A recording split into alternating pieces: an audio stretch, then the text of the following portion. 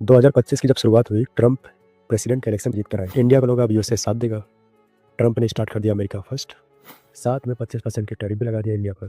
इतना ही नहीं, ऑपरेशन सिंदूर को रुकवाने का भी क्रेडिट खुद लेने लग गया और साथ में बोला कि F-16 जो है अमेरिकन का फाइटर जेट है, उसको पाकिस्तान को देने का वादा किया। 2025 वही साल रहा जहां पर रसिया यूक्रेन का इम्पैक्ट, यानी कि रसिया वॉर का जो वॉर चल रहा है उसका इम्पैक्ट इंडिया पर पहली बार पड़ा ट्रंप के चक्कर में।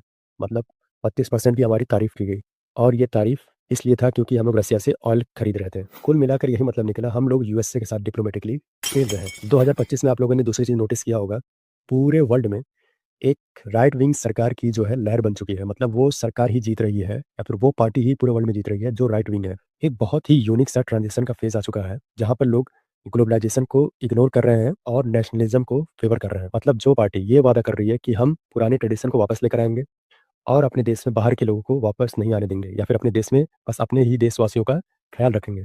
अब चाहे आप यूरोप की बात करो, जापान की बात करो या फिर चिली जैसी कंट्री की बात करो, हर जगह वही पार्टी जीत रही है जो पूरे तरीके से या फिर बहुत ही राइट विंग है। पूरे वर्ल्ड में जो राइट विंग की सरकार बनना स्टार्ट हो गई है, उस चक्कर में इंडिया का जो एक्सपोर्ट है वो कम हो रहा है। जो ग्लोबल ग्रोथ हमारी इंडिया की 2024 में 3.3 थी, वो 2026 में अनुमान लगाया जा रहा है कि वो घटकर 3.1 हो जाएगी। एनीवेज, ये सारी बातें थी दूर के नेशन की, बट इंपॉर्टेंट है। अब हम लोग आते हैं अपने पड़ोसी देश पे, क्योंकि हम दोस्त बदल सकते हैं बट पड़ोसी नहीं। पाकिस्तान के साथ में हमने चलाया ऑपरेशन सिंदूर। ऑपरेशन सिंदूर के दौरान हम कैसे डिप्लोमेटिकली फेल हुए टर्की, मलेशिया और अजरबैजान के साथ में, ये हमें पता चला। ये सारी कंट्रीज पाकिस्तान को सपोर्ट करना स्टार्ट कर दी थी ऑपरेशन सिंदूर के दौरान। दूसरा हमारा फेवरेट पड़ोसी था बांग्लादेश। जब से शेख हसीना की गवर्नमेंट वहां से हटी है, तब से वहां पर पब्लिकली इंडिया के खिलाफ काफी ज्यादा वायलेंस हो रहा है। तीसरा नेपाल, जहाँ पे जेनजीज ने ये साबित किया उनकी जनरेशन या फिर जनरेशन जेड कितना ज़्यादा बेटर या फिर कितना ज़्यादा अच्छा साबित हो सकती है। मतलब एक टाइम पर जेनजीज को लोग गालियाँ दे रहे थे कि जेनजीज कुछ नहीं करते, उसको ही पलट के रख दिया। हालांकि इसका इम्पैक्ट इंडिया पे देखा जा रहा था कि इसका इम्पैक्ट हो सकता है गलत पड़े, बट ऐसा ज़्यादा कुछ हुआ नहीं।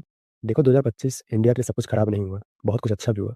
आपने नोटिस किया होगा कि 2025 से पहले कैसे खालिस्तान का इशू बहुत ज़्यादा बढ़ रहा था, लेकिन जब वहाँ पे गवर्नमेंट चेंज हुई, यानी कि कनाडा में, उसके बाद से ये इशू कैसे खत्म हुआ। इतना ही नहीं, हम लोगों ने कनाडा के साथ में न्यूक्लियर और ट्रेड डील भी साइन किए। दूसरी अच्छी बात ये रही कि पाकिस्तान को कंट्रोल करने के लिए हम लोगों ने तालिबान के साथ में रिश्ते अच्छे किए, क्योंकि दुश्मन का दुश्मन दोस्त होता है।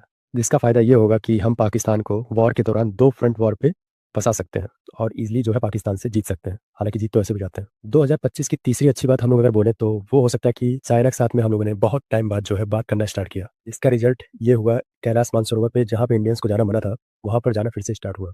साथ में यहाँ से यानी कि चाइना से और इंडिया के बीच में जो फ्लाइट चलती थी डायरेक्ट, वो चलना स्टार्ट हो गई। पूरी डिप्लोमेसी 2025 की बस हमें ये सिखा के गई, हमें हर्ट नहीं होना है, अलर्ट होना है।